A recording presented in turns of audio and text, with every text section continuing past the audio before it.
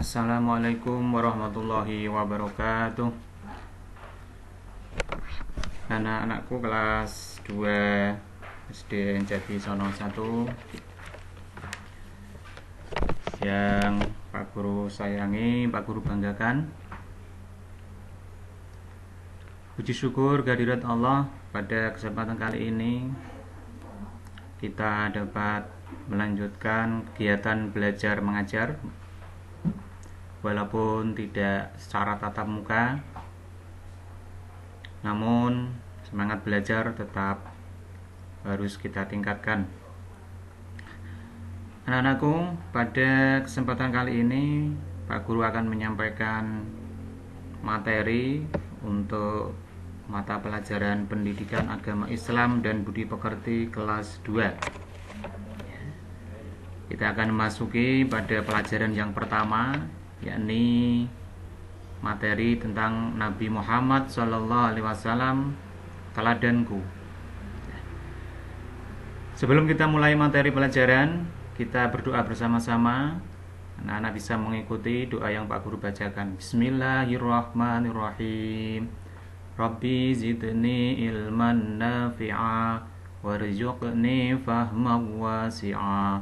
Amin ya rabbal alamin. Anak-anakku kelas 2, Pak Guru minta anak-anak mengamati pembelajaran yang Pak Guru sampaikan, agar nanti anak-anak bisa mendapatkan penjelasan tentang materi ini. Dan jangan lupa nanti di akhir pembelajaran ini ada tugas-tugas yang harus anak kerjakan. Jadi simak dengan teliti. Pak Guru awali pelajaran pertama, Nabi Muhammad SAW, teladanku. Dan aku tentunya masih ingat di kelas 1 dan dulu di TK sudah diajarkan oleh Bapak Ibu Guru bahwa sebagai seorang muslim kita harus percaya akan adanya Rasulullah, karena menjadi bagian dari rukun iman yang keempat. Rasulullah SAW adalah Nabi dan Rasul yang diutus Allah untuk menyempurnakan akhlak mulia manusia. Sekaligus beliau adalah Nabi dan Rasul yang terakhir. Jadi setelah beliau sudah tidak ada Nabi, tidak ada Rasul. Rasulullah mengajarkan kepada kita manusia ini untuk berakhlak mulia, juga mengajarkan kejujuran, baik jujur dalam ucapan dan perbuatan, ditujukan kepada siapapun juga. Maka materi ini menjadi penting bagi kita semuanya, termasuk anak-anak, untuk meneladani atau mencontoh sikap jujur Nabi Muhammad. Anak bisa melihat pada bagian ini Pak Guru akan menjelaskan tentang apa itu pengertian dari jujur. Jujur artinya berkata dan berperilaku apa adanya. Jadi berkata itu berbicara, mengucapkan kata, mengucapkan kalimat yang benar, tidak dikurangi, tidak ditambahi. Tidak hanya dalam perkataan, berperilaku, tindakan juga harus dalam keadaan jujur. Kepada siapapun kita harus jujur, tidak pandang bulu, baik kepada orang tua, kepada guru, kepada teman, kepada siapapun. Kita harus senantiasa untuk menerapkan sikap jujur ini dalam kehidupan sehari-hari. Nah, kalau kita mau meneladani sikap jujur Nabi Muhammad ini, anak-anak akan mendapatkan keuntungan. Di antara keuntungan sikap jujur, anak-anak nanti akan disayang Allah, dirahmati Allah, disayang ibu dan bapaknya, banyak temannya, dan yang paling penting adalah hidupnya menjadi tenang. Karena dengan sikap jujur, seorang itu tidak akan dibenci, tidak akan punya musuh.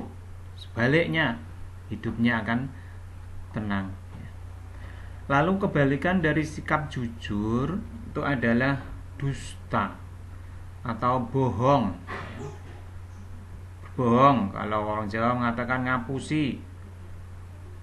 Maka mbah-mbah kita dulu sering berkata, le ojo do seneng ngapusi, mundak meripate timbilen. Nah, itu ada maksudnya bahwa setiap sesuatu yang dikerjakan tidak dasar jujur pasti akan mengakibatkan sesuatu yang tidak baik. Nah, ini diantara kerugian anak-anak nanti. Kalau seumpama anak-anak bersikap tidak jujur, ini nanti akan rugi. Di antara kerugiannya yaitu satu, dibenci Allah, Allah akan sangat benci. Kalau Allah sudah benci kepada anak-anak, tentunya anak tidak akan diberikan sifat Rahman dan juga sifat Rahimnya, tidak akan dikasih dan tidak akan disayang oleh Allah. Yang kedua, tidak disayang orang tua.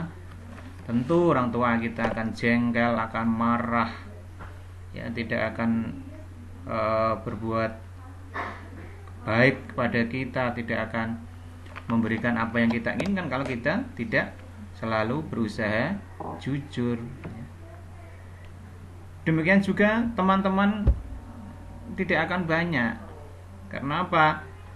Ya, karena kita atau anak-anak yang punya sikap selalu berdusta, berbohong, pasti tidak disukai oleh temannya karena merugikan. Dan yang terakhir, hatinya tidak tenang karena selalu berbuat kesalahan. Nah, maka dari itu anak-anakku semuanya, kita harus mencontoh Nabi Muhammad SAW ini. Beliau sejak kecil selalu berkata jujur, tidak pernah bohong.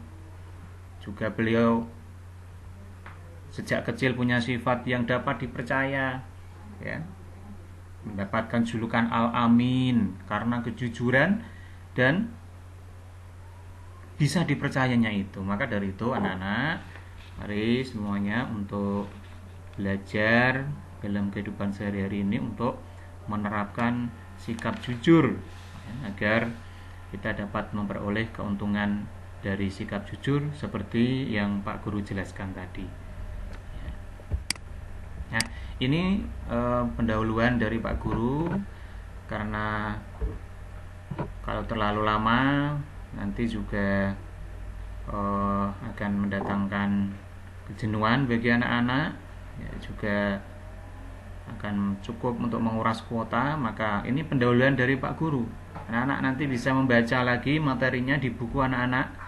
Itu ada di halaman 4 sampai halaman 7. Dibaca. Yang sudah pandai baca, lancar bacanya, ditingkatkan menjadi membaca intensif. Intensif itu membaca sekaligus memahami apa yang dibaca. Bagi yang belum lancar, terus berlatih membaca hingga suatu ketika nanti akan lancar dalam bacanya.